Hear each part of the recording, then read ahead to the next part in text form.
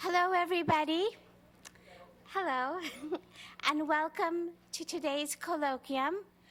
Professor Gates is unable to be here, and he conveys his regrets. Before we begin, I just have a couple of announcements. Next week's colloquium will be delivered by Tia Miles, and she'll be speaking on A Tattered Dress, Reconstructing Enslaved Women's Lives Through Objects. And please welcome to the podium Professor Megan Ming Francis. She's visiting associate professor of public policy at the Kennedy School, and I believe, unfortunately, she's returning after the semester to the University of Washington, where she's professor of political science. Great, thank you so much. All righty. All right, good afternoon, everyone. How are you guys doing? Good, I love it. Look at this. I love this enthusiastic crowd. So again, my name is Megan Francis. I'm a visiting associate professor at the Kennedy School, and I will be returning in June to my home institution, the University of Washington. Today I have the distinct honor of introducing my colleague and friend, Professor Khalil Muhammad. He is a professor of history, race, and public policy at Harvard Kennedy School and the Suzanne Young Murray Professor at the Radcliffe Institute for Advanced Studies. He is also the founding faculty director of the Initiative for Institutional Anti-Racism and Accountability at the Kennedy School. And he is also the former director of the Schomburg Center for Research in Black Culture, a division, of course, the New York Public Library System and the world's leading library and archive of global Black history. And before leading the Schomburg Center, Khalil was an associate professor at Indiana.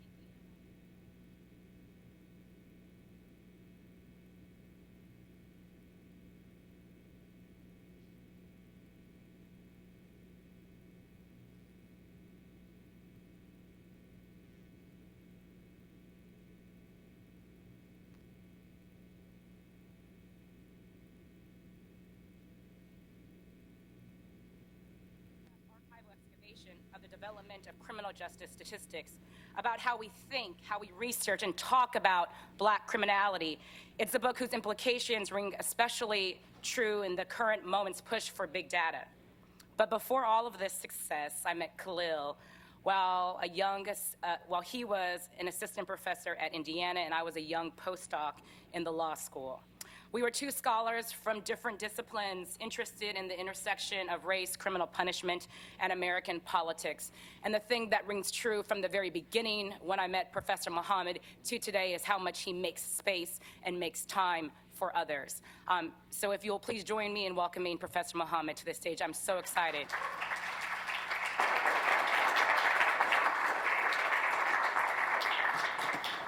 Good afternoon, everyone, and thank you, Megan. That's really kind, and I'm very proud of Megan's accomplishments. She's here because she had the courage to help the Kennedy School out in a moment of crisis with regard to being able to teach about race and racism in the age of Trump.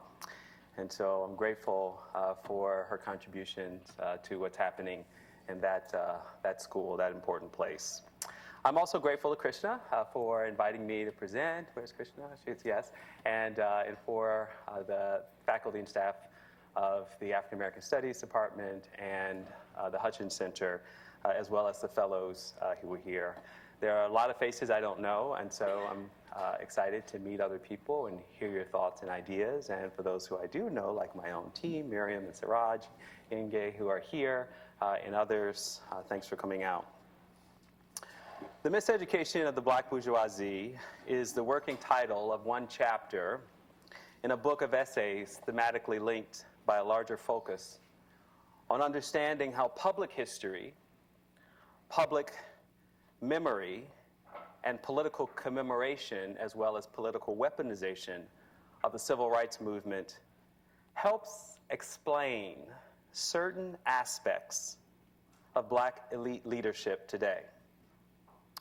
So that's a lot, not so much for words, but because it's a little different than what you might think. I'm interested in how popular memory, political commemoration, and weaponization, as well as public history of the civil rights movement, helps possibly explain certain aspects of Black elite leadership today.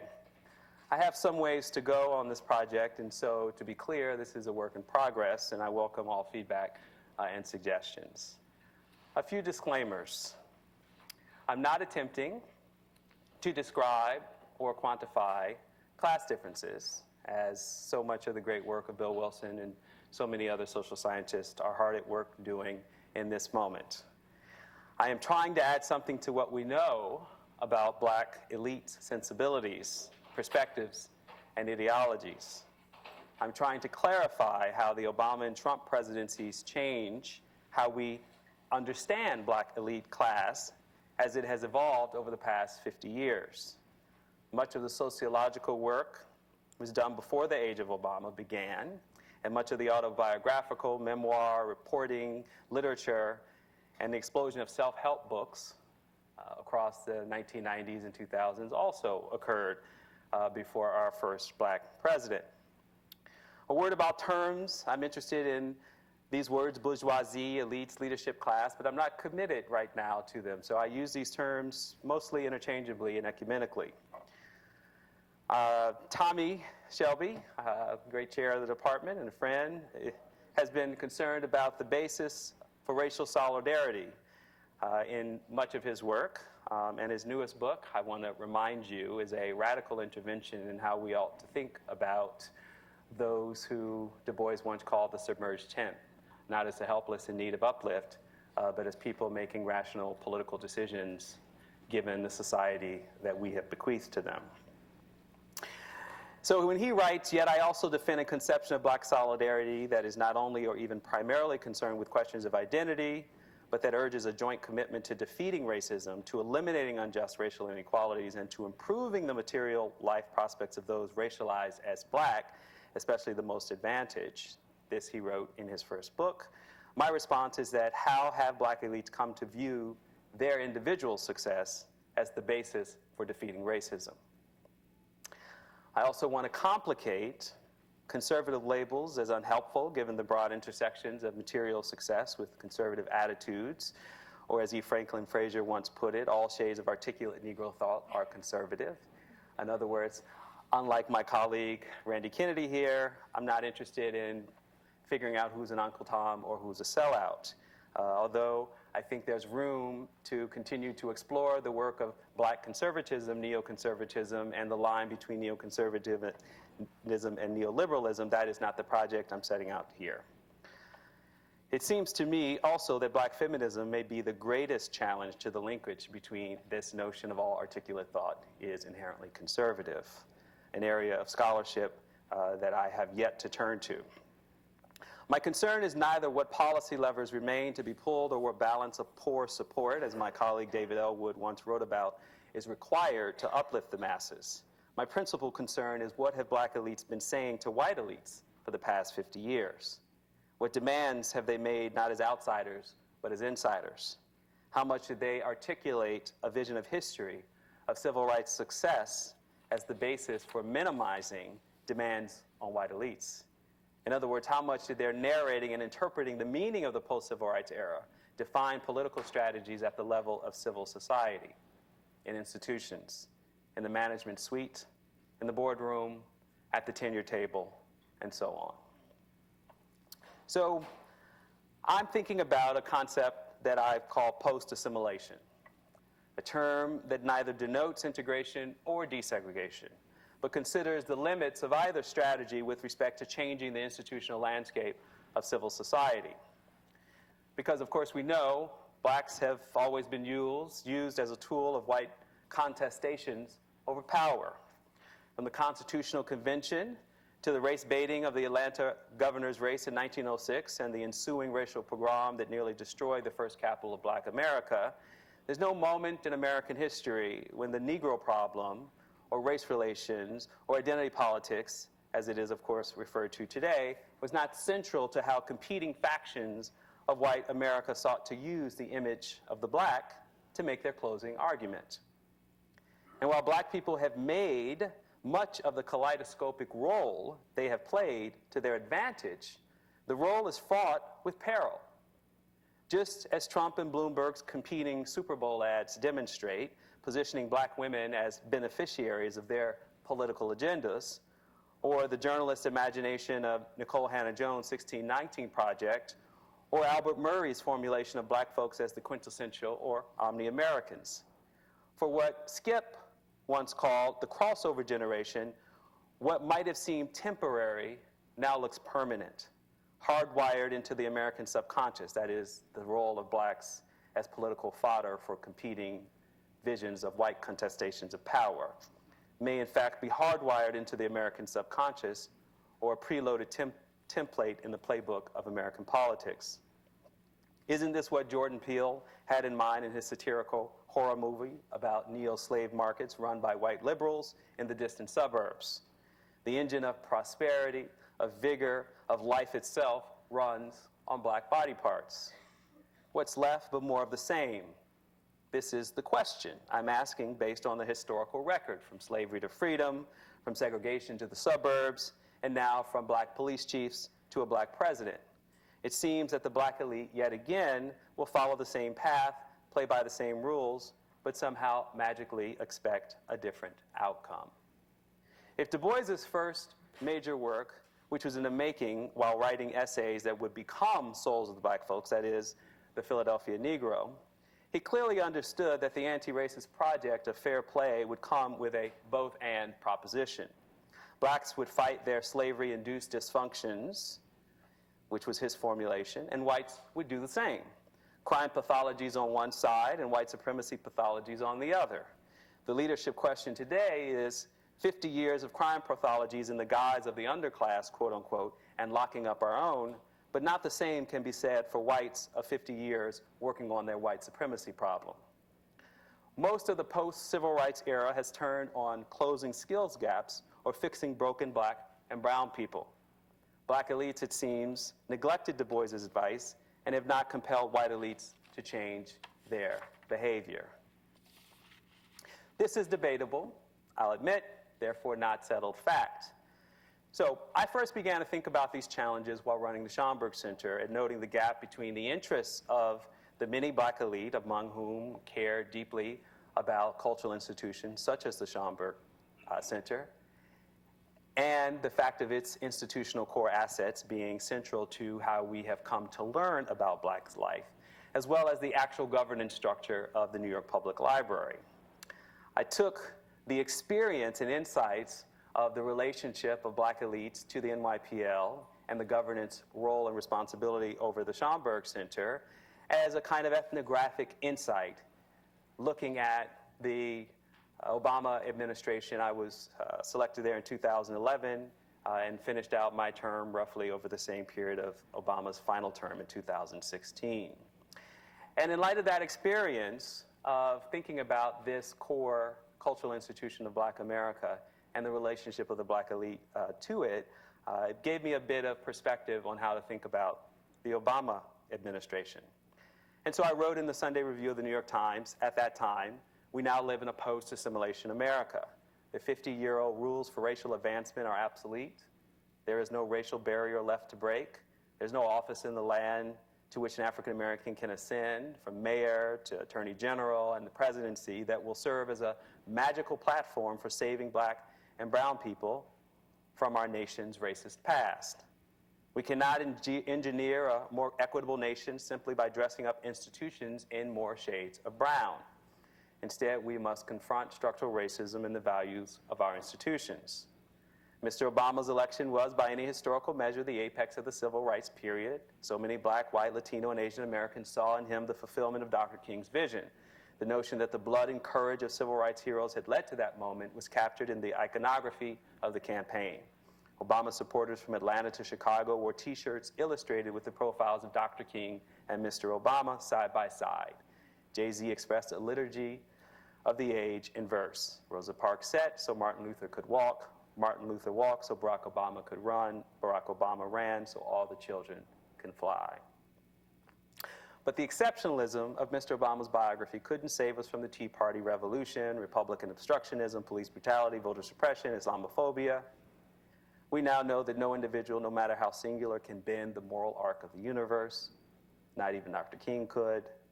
The Dr. King we choose to remember every year was indeed the symbolic beacon of the civil rights movement, but the Dr. King we forget worked within institutions to transform broken systems, not broken people.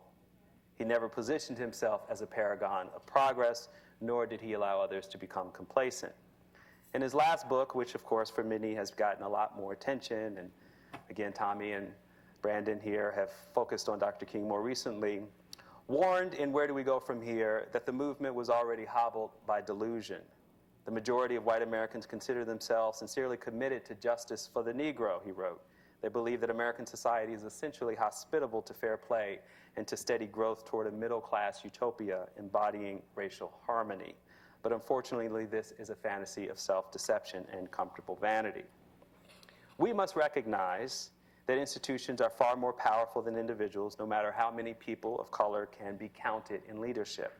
Structural racism is immune to identity politics. That Eric Holder and Loretta Lynch became attorney generals, for example, was the starting point for the possibility of federal criminal justice reform, not the reform in itself. In addition, black people in charge of or embedded in institutions that have not atoned for their history of racism can make it easier for those institutions to ignore or dismiss present-day claims of racial bias. That's because the path to leadership has often meant accepting institutions as they are, not disrupting them. As the failure of black political leadership in Baltimore to protect black lives and the limited ability of black police chiefs to curb brutality in their own departments demonstrate people of color can inherit or perpetuate structures of inequality. Many institutions of government, finance, and higher education were built on the backs of enslaved African Americans and remain haunted by that history today. Some Black Lives Matter activists have already embraced the possibilities of a post-assimilation era. Quote, "We don't need more elected officials that are just black," Charlene Carruthers, national director of BYP 100, said to a reporter. "We need champions in the city." So here we are, firmly planted in new territory. There's no turning back, so it seems. Elite positions by themselves have not ended systemic racism. Access alone has not been sufficient to secure agency. And this, I would add, is the generous view. My colleague, Keeanga Yamada Taylor, who has written brilliantly, most recently in her book, Race for Profit, but in her earlier book, From Black Power to Black Lives Matter, she says that we are now in a period of post-black politics. She shares my concern about the failures of black political elites to change systems, but she is more centrally concerned with formal political behavior. Noting, quote, "After 40 years of an electoral strategy, black elected officials' inability to alter the poverty, unemployment, and housing and food insecurity of their constituents cast significant doubt on the existing electoral system as a viable vehicle for black liberation. Black elected officials obscure their actions under a cloak of imagined racial solidarity," she notes, while ignoring their role as arbiters of political power who willingly operate in a political terrain designed to exploit and oppress African Americans and other working class people. There have always been class differences among African Americans, she continues, but this is the first time those class differences have been expressed in the form of a minority of blacks wielding significant political power and authority over the majority of black lives. This raises critical questions about the role of the black elite in continuing the freedom struggle, and about what, to me, this is an opportunity to look back. And of course, getting there is air quotes. So Woodson, of course, as many of you know, but for the few who don't, writes a polemic aimed at the failures of a then black elite, well-educated class. He has lots of euphemisms for these folks throughout, but mostly he describes them as miseducated Negroes. His insistence is that while they have received the best education that the nation could offer at the time, mostly in the South, he sees that this education is of little use, in his own words, if it is not aimed towards a liberatory project. He's also deeply concerned that their miseducation is not just their own political or ideological choices, but in fact, that they have received a bad education. that their education was divorced of political content and historical meaning-making that would have fortified them to see segregation as the aim of education and not their own individual success.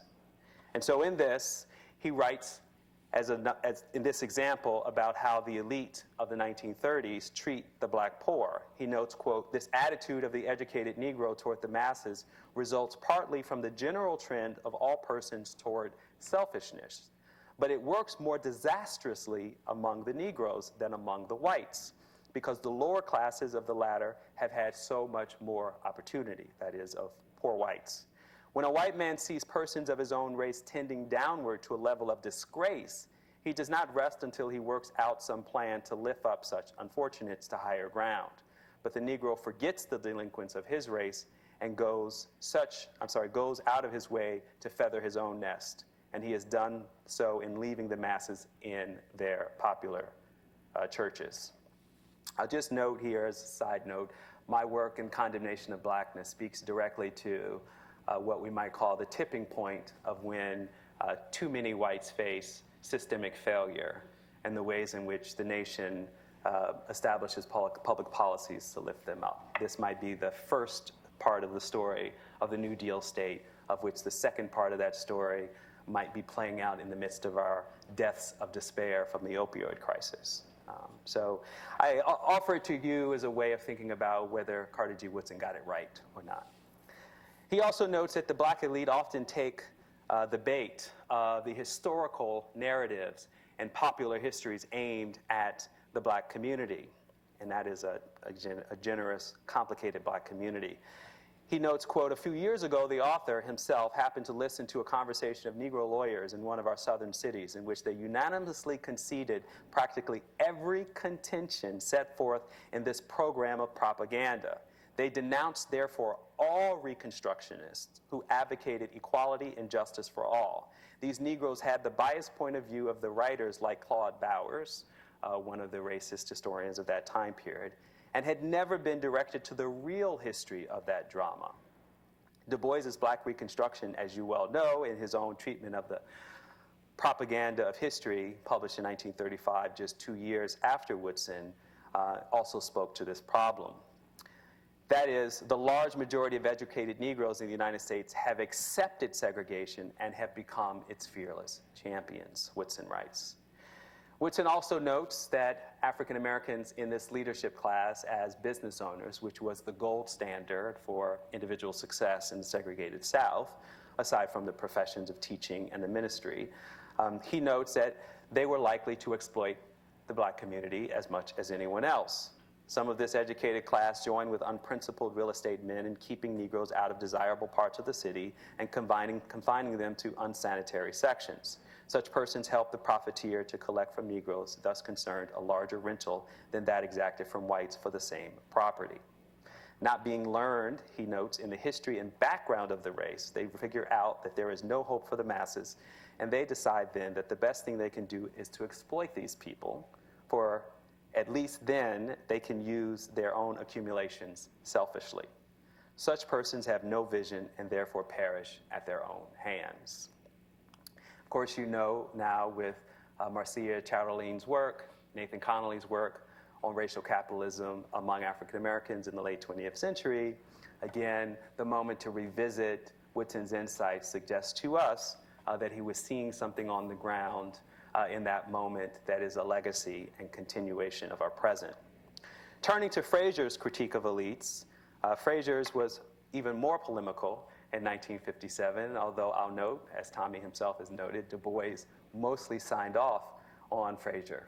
Frazier had come to wrestle with black Marxism himself, along with Du Bois, in a period of interwar struggle, and by interwar I mean by the 1930s, bracketed by World War I and the failures of that period and participation of African Americans to gain the true measure of a manly citizenship, and then anticipating in the Great Depression what would happen on the popular front with a left challenge to the nation and the role that collective union labor movement would play. In this, for Frazier, an African American business class seemed least equipped and most unwilling to take on the potential of a radical progressive popular front. He notes the myth of Negro business has also been strengthened by the encouragement with which the white community has given to the belief of Negroes, that is, the white community has given to the belief of Negroes, that the accumulation of wealth through business will solve their problems. Negro salesmen are being featured in the public relations literature sent out by corporations.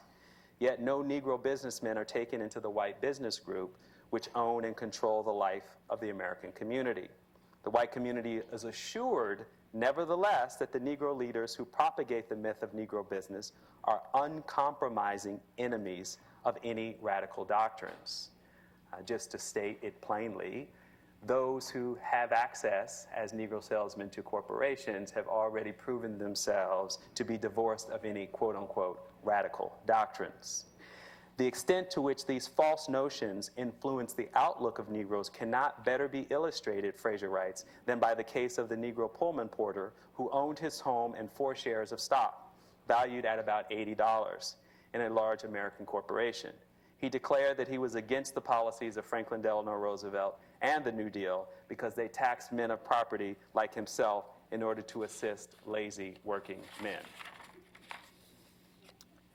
So, a year ago, for Black History Month, I was a featured speaker at a Jack and Jill function. I didn't mean that to be a throwaway line.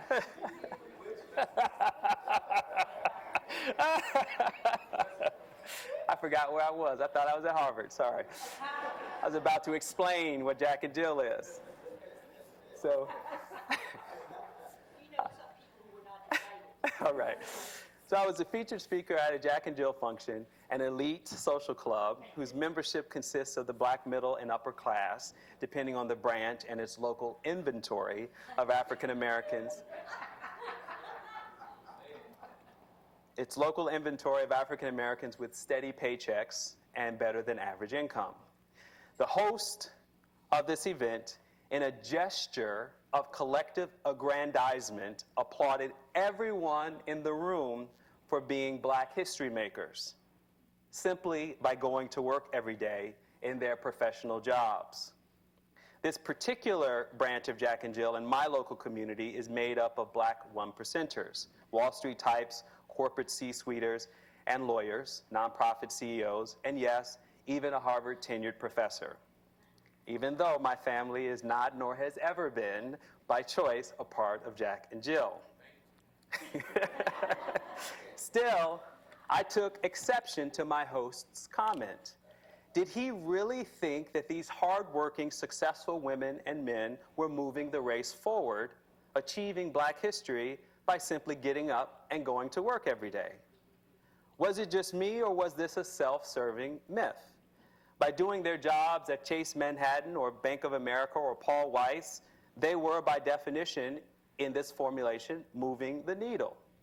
They were articulating what David Levering Lewis described as, quote, the Horatio Alger Creed of collective betterment. I'll say that again.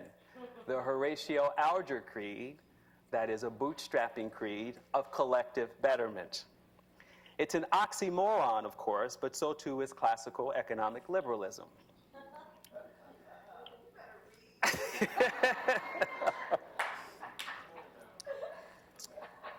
In the late 1940s, E. Franklin Frazier used a survey of, quote, Negro business and education. He cited it in Black Bourgeoisie, and this is what he observed.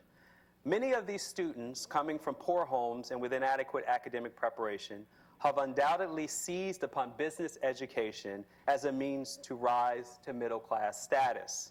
They have also been told that by becoming moneymakers, they would help the Negro to achieve economic independence in American life. But the present generation of Negro college students, that is in the 1950s, this being a generation who were the older cousins and siblings to the civil rights generation, this older generation of college students do not wish to recall their past. As they reside to school in their, if they go to school in their automobiles, they prefer to think of the money which they will earn as professional and businessmen. for they have been taught that money will bring them justice and equality in American life, and they propose to get money. Now, just so you don't think, as I've tried to lay out here, that this is a veiled and subtle way of calling them sellouts, or somehow articulating the notion that because they pursued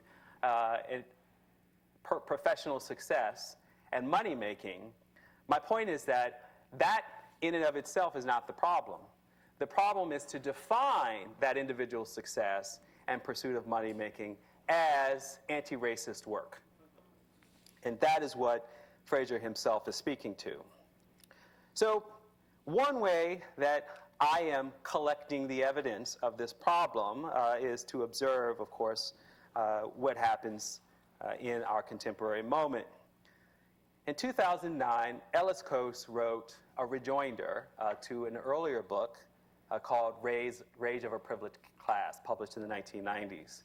This rejoinder, published in 2009, was called End of Anger. And in this book, he was revisiting the problem that black middle managers and a few of those who had broken into the C-suite at the time in the 1990s were complaining about the failure of corporate America to get rid of a glass ceiling that would have fundamentally changed their access to the most elite positions of corporate power in America. When Obama was elected, Ellis Coase had a hunch that many of that generation were far more optimistic than they had been 20 years before about the prospects of African American mobility and success. And so he pulled together two groups, a focus group of Harvard black MBAs, the alumni of this university, as well as a group of alumni younger of A Better Chance, a pipeline program to boarding schools. Now, we could talk during the Q&A about things that he observed, but I want to point you to an appendix that he wrote at the end of this book, End of Anger. The appendix was titled 10 Rules of Success.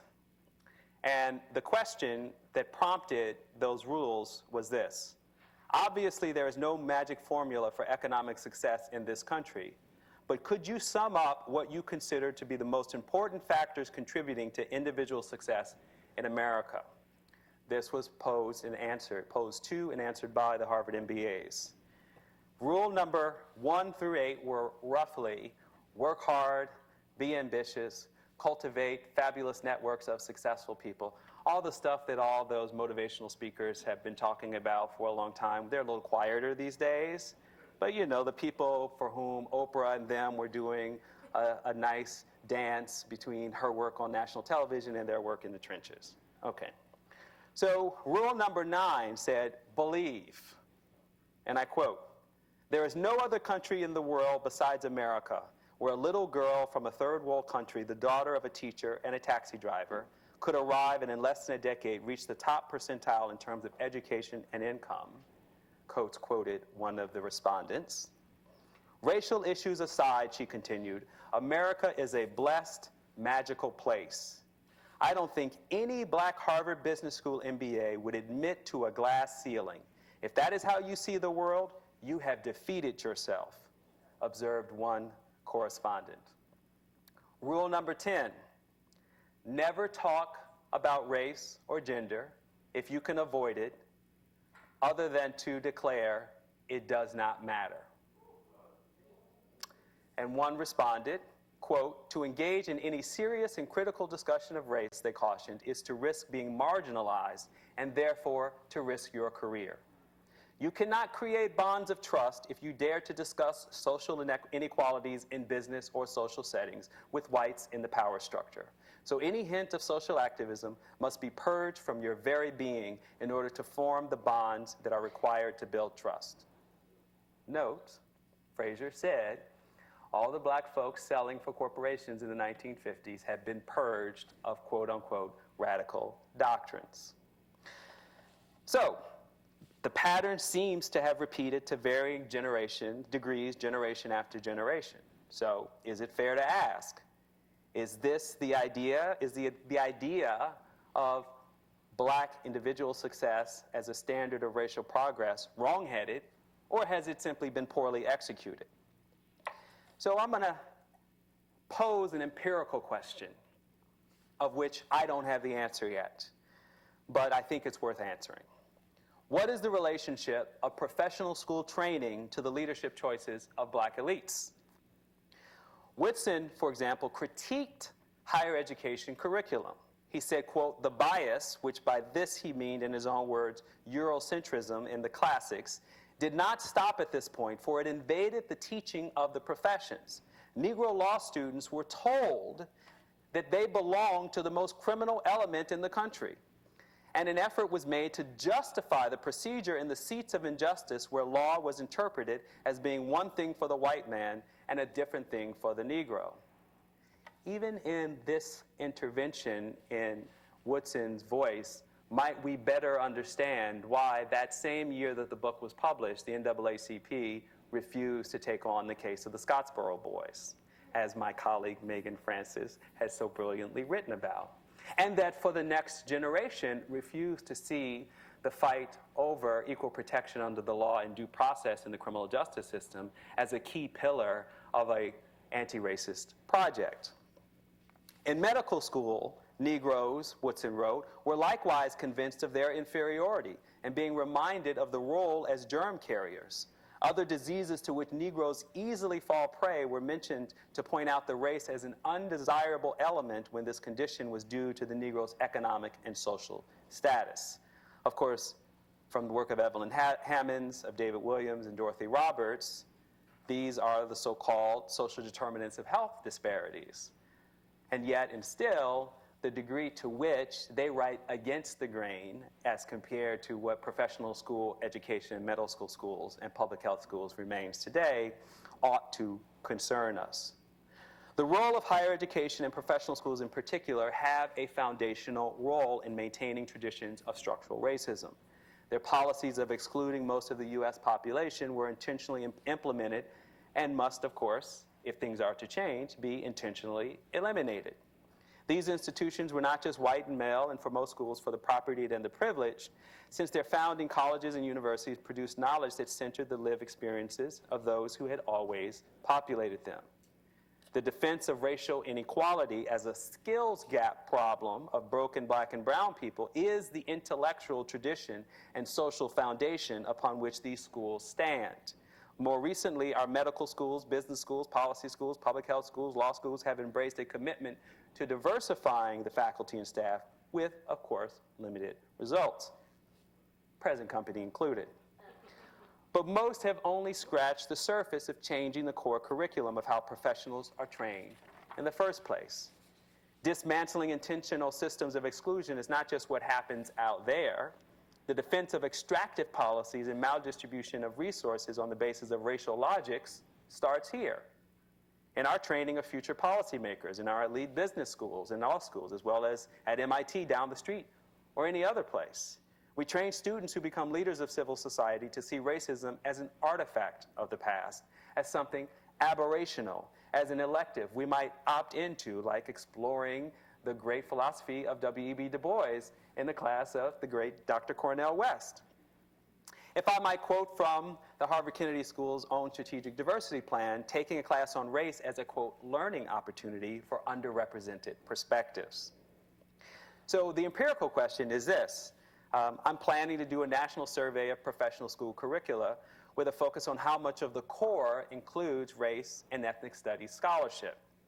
The survey will capture data from all types of professional schools, from law, business, et cetera. If my hypothesis is correct, that the vast majority of these schools rely on curricula that excludes advances in socially engaged scholarship of the past 50 years, the book will have to ultimately make a case for why this has to change. But this would affirm Woodson's perspective going back to the 1930s about the miseducation of professional Negroes. Complementing the curricula survey will be a comprehensive scan of the demographics of latter faculty at these same schools in an effort to link how core faculty representation also has a bearing on the relationship of lived experience, social bias, and cultural competency to how students perceive what power and leadership actually look like. The goal here is to disrupt the myth of magical people of color, or, as Mitch Daniels of Purdue University, rare creatures, by showing that professional schools perpetuate this myth by excluding categories of knowledge produced by a disproportionate number of people of color. In other words, if their work is not in the core curriculum, why should they even be in the classroom? My experiences at the Kennedy School have been very instructive. It's the first time teaching in a professional school. And it was quite important, therefore, to recognize that the diversity and inclusion belonging work at the Kennedy School has been pointing in exactly the opposite direction away from anti-racist commitments. It does not have as a goal of transforming the business or core operations of the school, what it teaches, promotes to future and current policymakers, for example, which has had severe consequences on racial disparities and outright racism in police contact and state violence. You don't have to just take my personal experience for it. You can listen to William Bratton in a March 2018 lecture he gave at the Heritage Foundation. He then, 2 years into retirement, was asked to give a state of the state address for American policing, and it was introduced by former Attorney General under Ronald Reagan, Edwin Meese, who introduced him.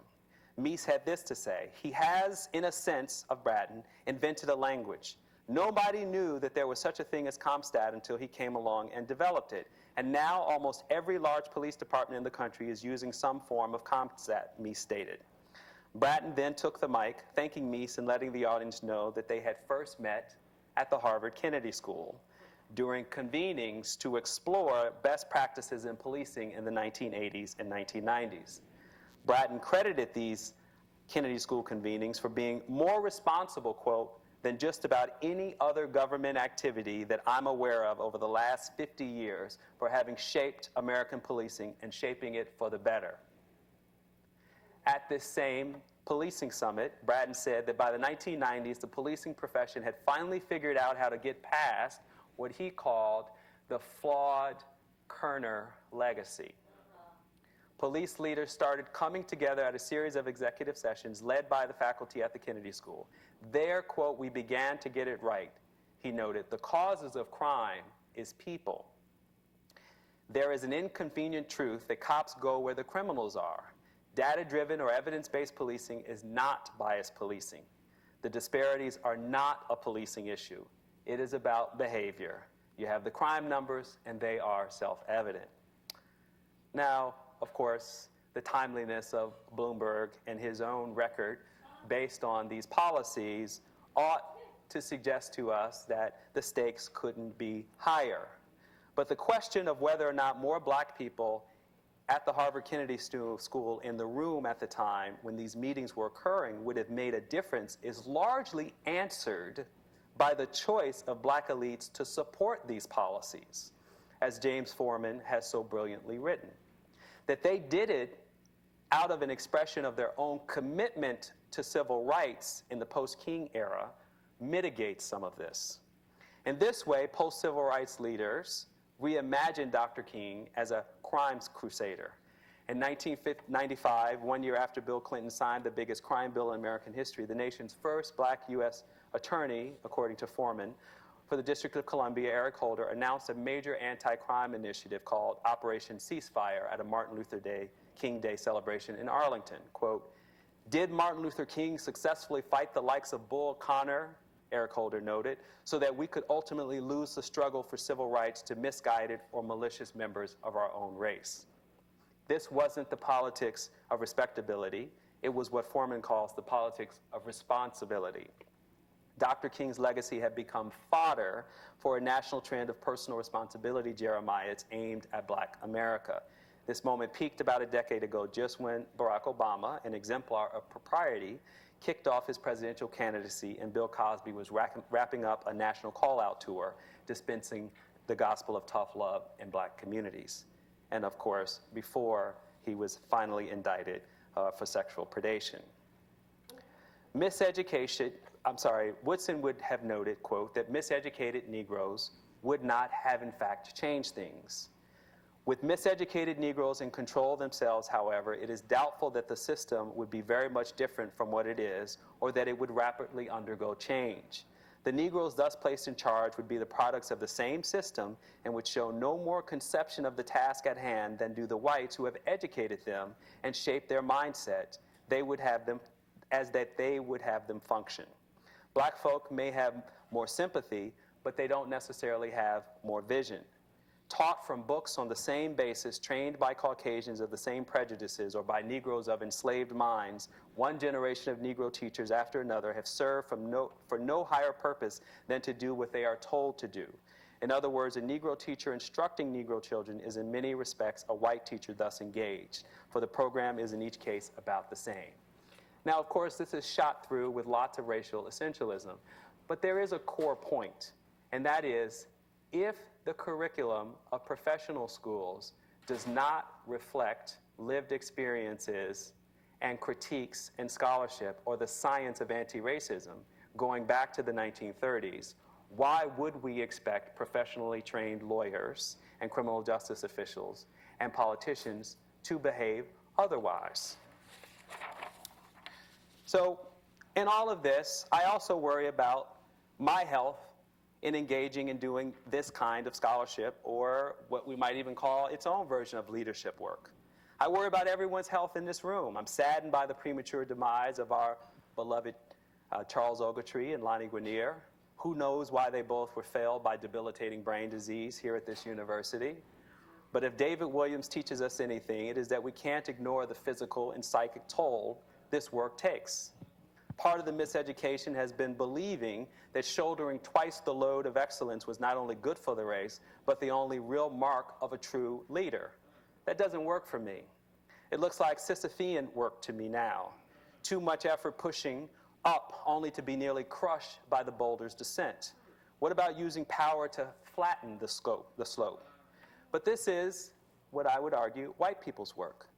We may still be stuck pushing up the boulder, but is there a job to dynamite the mountain?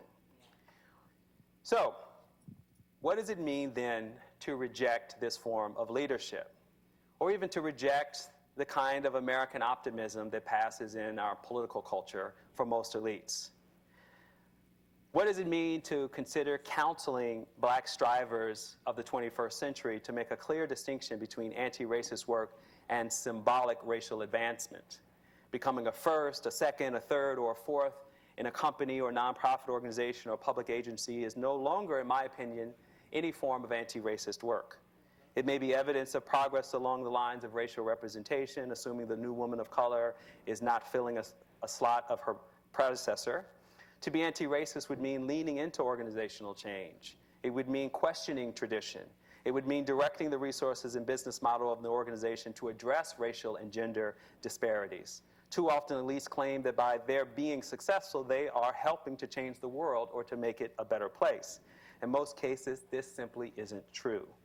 At best, many businesses only create value for their shareholders and customers, and depending on what they are selling and how they make what they sell, they may be producing a net loss to broader social and environmental goals in society. They might also be fleecing their black customers. So it's not acceptable, this sort of formulation that every time